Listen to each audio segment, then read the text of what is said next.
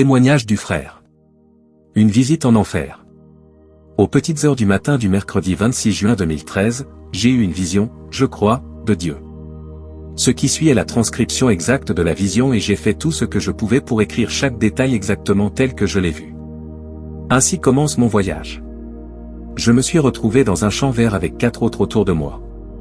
Il y avait une clairière dans le champ et les arbres étaient au loin. Alors que nous tournions, le sol s'ouvrit devant nous dans un cercle noir. Je ne pouvais pas voir le fond du trou et j'étais effrayé par cela. J'ai reconnu l'une des 4 personnes comme Jésus, mais je n'ai pu distinguer aucun des autres visages. Jésus a dit, « Je vais t'envoyer dans le trou » et j'ai plaidé, « Oh, non Seigneur, je ne veux pas y descendre. » Avant de pouvoir dire quoi que ce soit de plus, je descendais dans le trou et j'avançais très vite.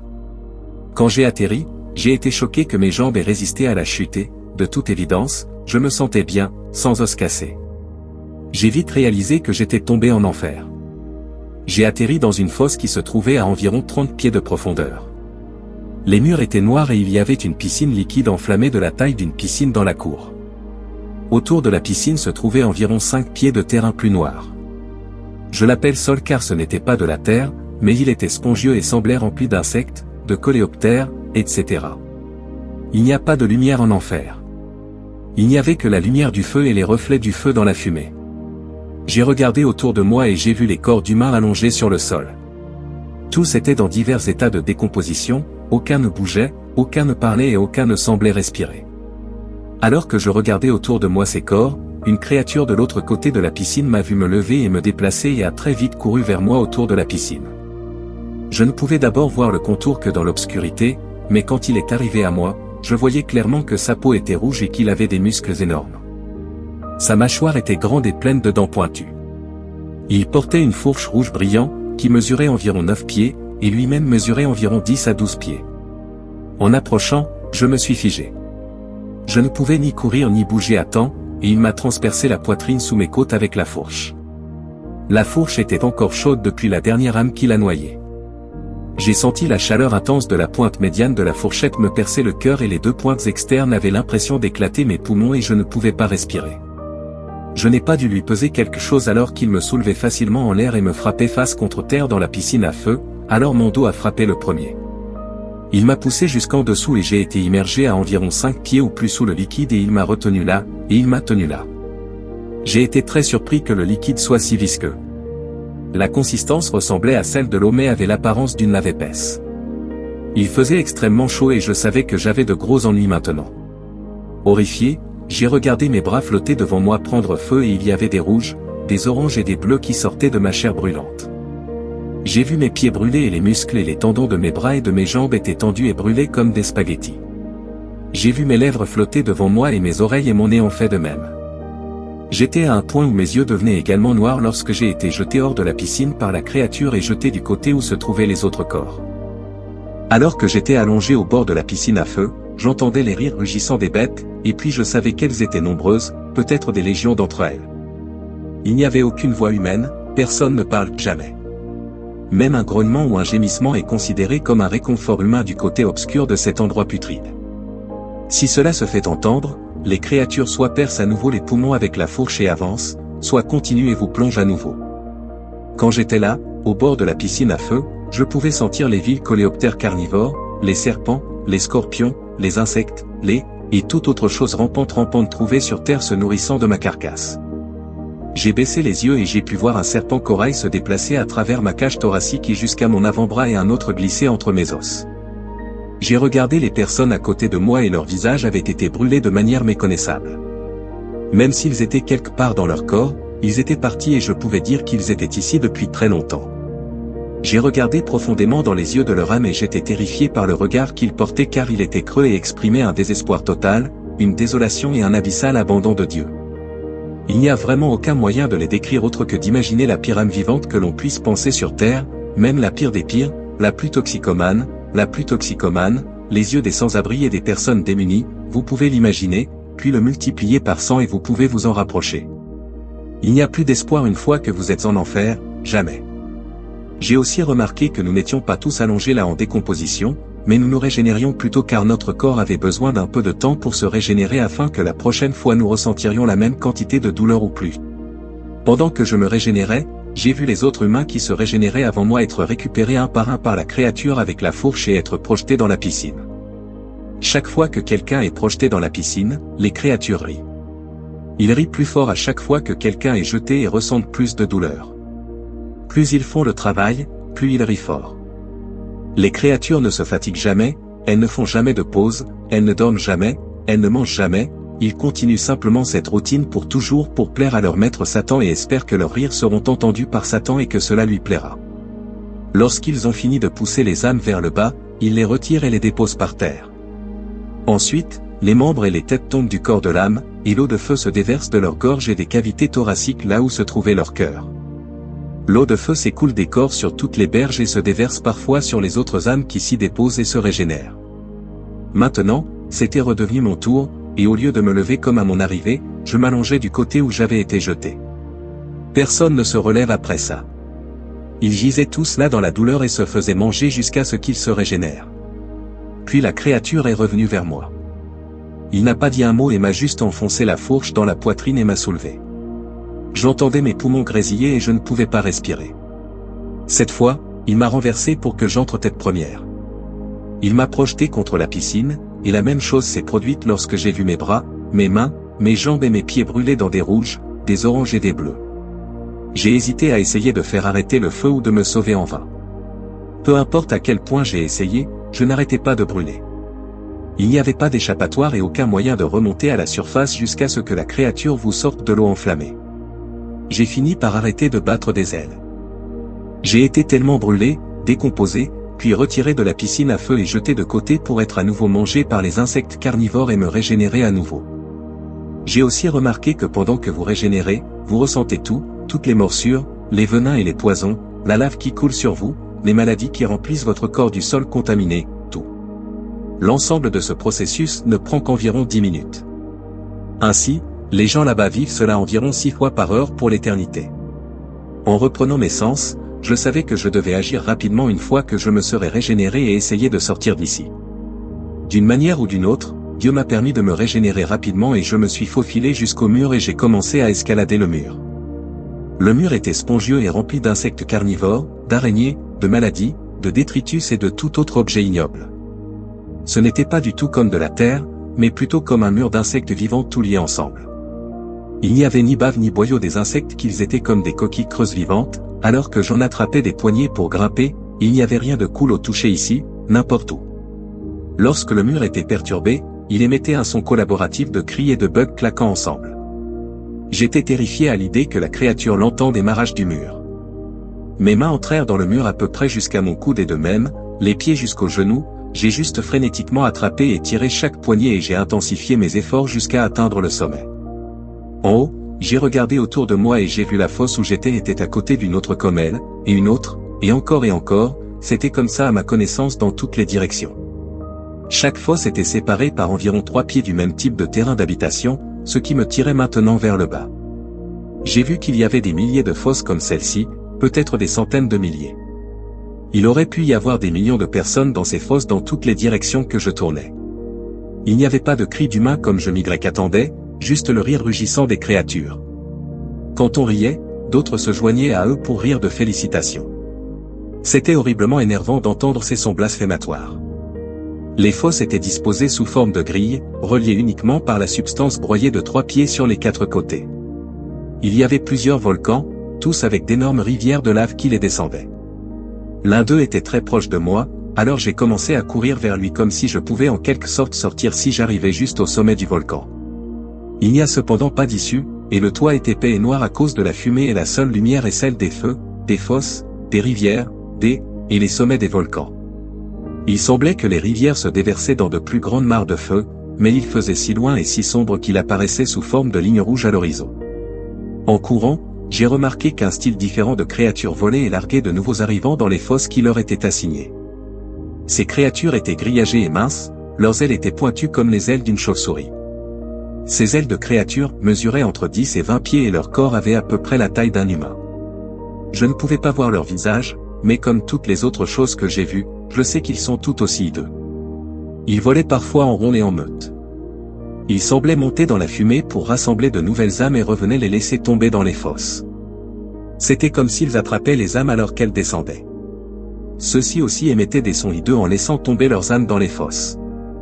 Je ne leur ai rien payé et je me suis concentré intensément sur l'atteinte du volcan. J'ai couru aussi vite et aussi fort que possible. Lorsque j'ai atteint la base du volcan, j'ai été surpris par la densité du volcan car il était dur, contrairement au terrain qui y menait. Il était fait de roches ou probablement de basalte. Les parois du volcan étaient déchiquetées, pointues et chaudes. J'ai rapidement commencé à monter le mur. En montant plus haut, je pouvais voir les fosses de la piscine d'incendie bien plus grandes que ce que je pouvais voir à l'origine. Je suis monté plus haut vers le haut, et j'ai regardé autour de moi à nouveau. Maintenant, je pouvais voir dans les rivières de feu et voir qu'il y avait aussi beaucoup de monde dans les rivières. Effrayé, j'ai commencé à monter plus vite. D'une manière ou d'une autre, j'ai été détecté, et du coin de mon œil gauche, j'ai pu voir une grosse boule de feu et un panache de fumée sortir de dessous moi encerclant le volcan dans le sens inverse des aiguilles d'une montre. Quand il est arrivé au dernier coin, il était directement devant moi et il y avait un grand visage en colère dans le panache. Le visage aurait pu avoir la taille d'un demi-terrain de football. À travers le feu et la fumée je voyais bien que c'était une grande créature volante et elle m'a crié « Ne sais-tu pas qui je suis ?» Je n'ai pas répondu non pas par peur, mais plutôt par dédain. Même si la voix était forte, elle ne m'a pas fait peur ni ne m'a alarmé. Mais je ne savais pas qui était la créature. J'ai détourné le regard et j'ai essayé d'en grimper encore et j'ai été instantanément renversé du mur avec une grande force. Je suis tombé de haut en bas jusqu'à ce que je touche la rivière de feu et que je brûle instantanément vif. La rivière avait une viscosité plus épaisse que les fosses d'avant, et je flânais pour en sortir, mais la rivière vous attire, et encore une fois, il est beaucoup plus épais, il est donc beaucoup plus difficile à déplacer. Je brûlais et je passais sous la rivière, ma peau, mes yeux, mes tripes et toutes les autres parties brûlaient et coulaient devant moi. J'ai fait surface et je me suis régénéré instantanément, puis la douleur a recommencé. Dans la rivière, vous vous régénérez beaucoup plus rapidement car une fois que vous faites surface, vous êtes toujours dans la rivière afin d'être maintenu dans autant de douleur que possible. La rivière retient beaucoup d'âmes bien plus que dans les fosses où j'avais été. En regardant autour de moi, je pouvais voir d'autres âmes essayer de faire le coup de ça. Lorsqu'ils faisaient un seul coup, ils s'agitaient alors et mouraient. Ensuite, lorsqu'ils prenaient l'air, ils étaient un crâne et un visage et une gorge. La lave coulait de leurs yeux, de leur gorge et de leur poitrine comme un pichet versé. Au moment où ils heurteraient à nouveau la rivière, ils seraient entiers, pour ensuite répéter ce processus toutes les 30 secondes environ. Cette partie de l'enfer est bien pire, même si tout va mal, en partie parce que c'est si douloureux et aussi parce que cela arrive si souvent qu'il n'y a tout simplement aucun moyen de sortir de la rivière une fois que vous y êtes. Il y a des milliers et des centaines de milliers de personnes dans chaque rivière, peut-être plus, mais elle est très fréquentée. À mesure que nous approchons du fond du volcan, la rivière commence à se niveler et le débit devient plus lent. À la base du volcan, il y a davantage de créatures de type fosse avec leurs fourches. Ils poussaient les gens qui étaient venus prendre l'air. Je les regardais alors qu'ils poussaient les gens vers le bas et que leurs fourches tremblaient violemment pendant quelques secondes, puis s'arrêtaient. Lorsqu'ils s'arrêtaient, la créature distribuait le rire hideux et grondant à son maître, puis en enfonçait un autre. À maintes reprises, tout cela descendait la rivière. J'ai été poussé sous quelques fois et j'ai vu sous la surface. Les pattes et le corps des autres ânes de la rivière étaient minces, détériorés et brûlants avec les oranges, les rouges et les bleus de la chair et des muscles brûlants, leurs tripes n'étaient que des traînées de cordes brûlantes et étaient tout autour d'elles. J'en ne nageais pas autant dans la rivière qu'ils flottaient et essayaient d'éviter d'être poussés en dessous. Tout le monde dans la rivière est faible, et encore une fois la douleur est tellement où ils sont là depuis si longtemps que la plupart ne peuvent pas ou ne veulent même plus flâner. Personne ne parle, ne grogne, ne crie ou ne fait de bruit, les seuls sons dans la rivière bouillonnent, bouillent, éclaboussent et les sons des créatures qui hurlent des rires. Après un certain temps, la rivière est devenue plus étroite, peut-être encore plus profonde, et a commencé à serpenter d'avant en arrière vers la gauche et la droite. À ce stade, la rivière était plus rapide et les créatures de style fosse avaient disparu, mais je pouvais voir un autre type de créature devant moi sur les berges de la rivière. Ces créatures étaient très grandes par rapport aux autres et très fines. Ils mesuraient environ 2 fois la taille des autres, mesurant environ 20 pieds de haut. Ils étaient rauques et caquetés quand ils riaient, ils avaient la peau grise et le feu bleu les entourait comme s'ils brillaient. Ils avaient ce qui semblait être des battes de baseball ou des clubs avec un côté à pointe, les battes mesuraient environ 10 à 12 pieds de long. Les gens devant moi que je pouvais voir étaient frappés chacun à la tête par les créatures puis ils s'enfonçaient sous la rivière pour ensuite refaire surface et se régénérer rapidement. C'était la seule fois où j'entendais une voix consultative et cela m'a dit 2 fois de rester dans le middle. Je me dirigeai rapidement vers le milieu de la rivière et je pus voir la nouvelle ligne de créatures frapper les âmes autour de moi dans la tête. Leurs têtes s'ouvraient comme des melons, certains étaient touchés par le côté incurvé et d'autres étaient touchés par le côté pointu qui traversait les 2 côtés de leur tête. Je pouvais dire qu'ils pouvaient ressentir toute la douleur de chaque impact, et encore une fois, ils savaient qu'ils ressentaient la douleur jusqu'à la régénération. Ces bêtes gardaient les mêmes rires ricanants que celles qui les précédaient. Comme les créatures avant eux, ils n'avaient besoin ni de repos, ni de nourriture, ni de sommeil, et ne prenaient jamais de pause. Ils n'avaient qu'un seul but pour que ces âmes déchues ressentent de la douleur pour toujours. J'étais reconnaissant d'avoir traversé cette zone sans être touché. Les yeux de ces âmes dans cette partie du fleuve étaient les mêmes que ceux des autres parties complètement désolées, sombres et abandonnées de tout bien. Les âmes de la rivière avaient les yeux les plus creux, les plus désemparés et les plus désespérés, car cela semblait dire qu'elles savaient qu'elles étaient ici pour toujours. Nous avions finalement quitté la grande section de créatures et la rivière est devenue plus large et il y avait beaucoup plus d'âmes dans cette partie. Beaucoup essayaient de refaire la brasse et montaient et jetaient la lave avec la tête alors qu'ils montaient pour se régénérer.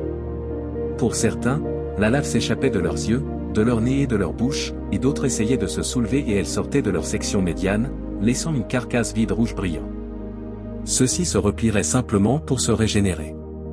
La rivière a continué ainsi pendant un certain temps et était épaisse et lente. Nous sommes arrivés à un coude de la rivière et j'ai vu ce qui semblait être une ouverture à ma gauche. Je me dirigeais vers l'ouverture qui était une collection de roches en cercle formées comme une fenêtre. Dehors de la fenêtre, je pouvais voir que nous étions en hauteur dans une grotte sur une montagne qui regardait dehors, et j'ai vu un ciel bleu et des arbres verts en contrebas. J'ai tendu la main pour toucher la fenêtre et quand je l'ai fait, la fenêtre a disparu, elle était de retour au mur noirci seulement éclairé par le débit de la rivière. J'ai ensuite été tiré de la rivière et je me suis retrouvé au début de la rivière, au pied du volcan. J'étais si profondément attristé par cela, c'était comme si une partie de ma propre âme avait été laissée pour compte.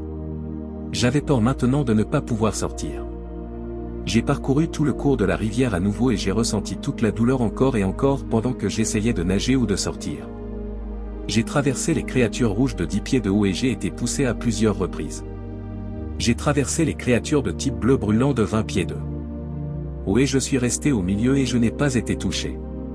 Nous sommes arrivés au point de la rivière où elle a ralenti et je crois que nous nous rapprochions de la grande piscine, qui ressemblait désormais plus à un océan de feu noirci qu'à une piscine.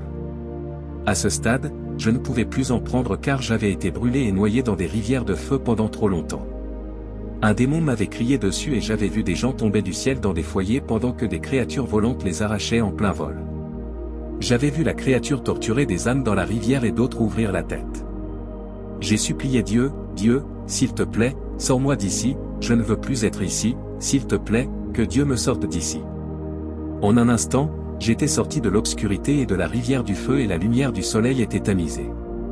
Mes yeux devaient s'ajuster, mais j'étais sur un terrain solide et j'ai essayé de regarder autour de moi et j'ai vu que Jésus était avec moi. Jésus me tenait le coude droit et m'aidait à me retenir. De ma main gauche, je couvrais mes yeux pour les protéger du vent et de la lumière. Je pouvais sentir un vent chaud tout autour de moi et il y avait de la fumée noire tout autour. Il n'y avait ni oiseaux, ni voitures, ni cornes, ni sirènes, ni poteaux téléphoniques, ni panneaux de signalisation et pas de son du tout sauf le vent. J'ai regardé et j'ai vu qu'il n'y avait aucun bâtiment nulle part et que rien ne mesurait plus de 3 pieds de haut. Pas une seule pierre ne se trouvait au sommet d'une autre, il n'y avait même pas d'arbres brûlés, il n'y avait que de la terre noircie, du vent et de la fumée noire. J'ai demandé à Jésus, était le visage que j'ai vu en enfer, Satan, et il a dit, non, Satan est sur terre. J'ai regardé un peu plus autour de moi et j'ai été étonné qu'il y ait tellement de néant et que tout ait été complètement pulvérisé en poussière et en cendres.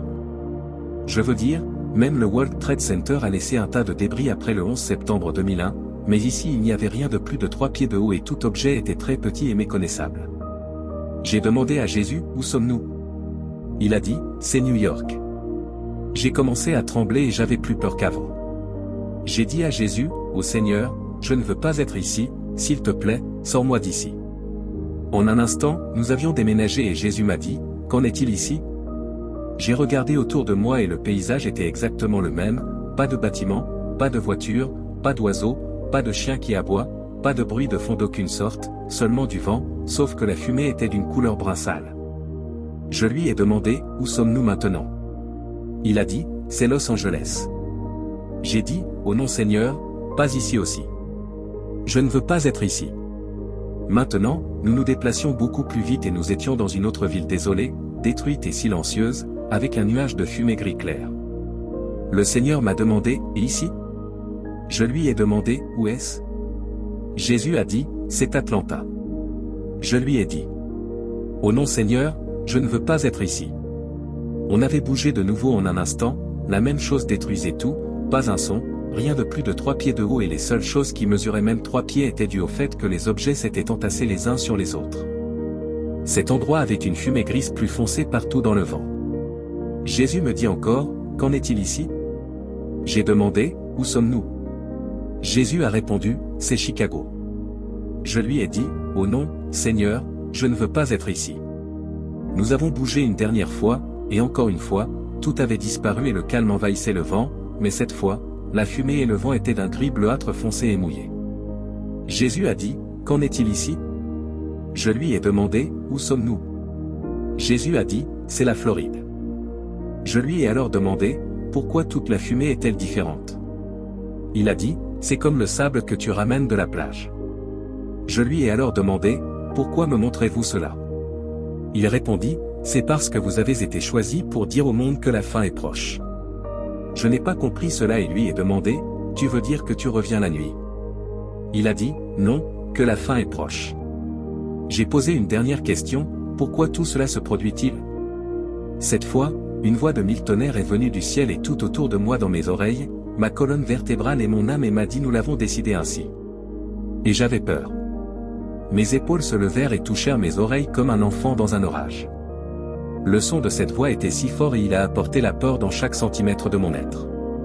Elle n'aurait pu être que la voix de Dieu. C'était la seule fois où j'étais terrifié par une des voix, cette voix était tellement plus forte et plus puissante que celle du démon du panache de fumée en enfer qui était fort.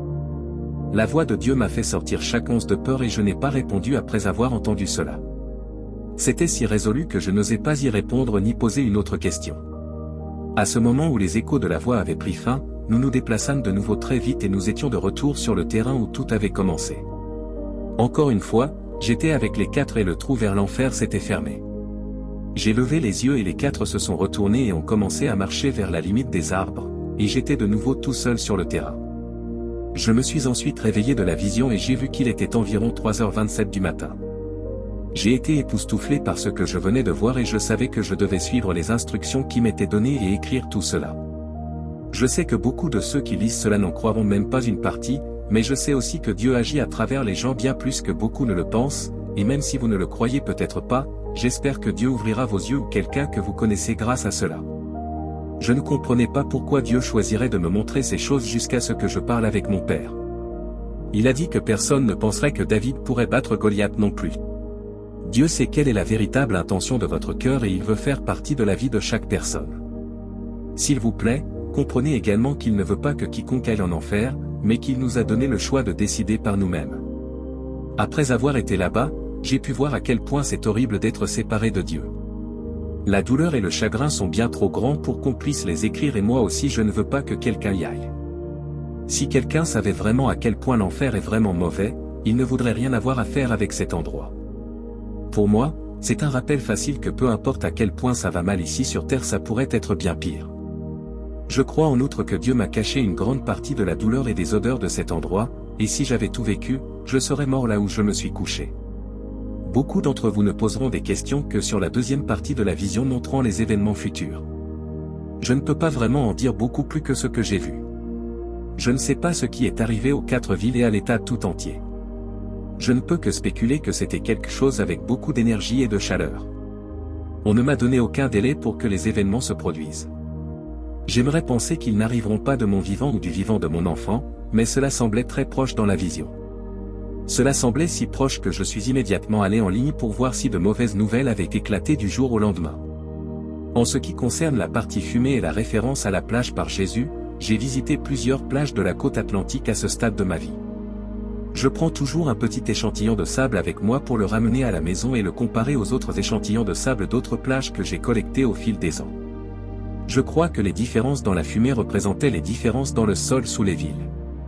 Je ne sais pas ce qui est arrivé aux villes, elles étaient tout simplement décimées au-delà de tout ce que le monde a jamais vu jusqu'à présent.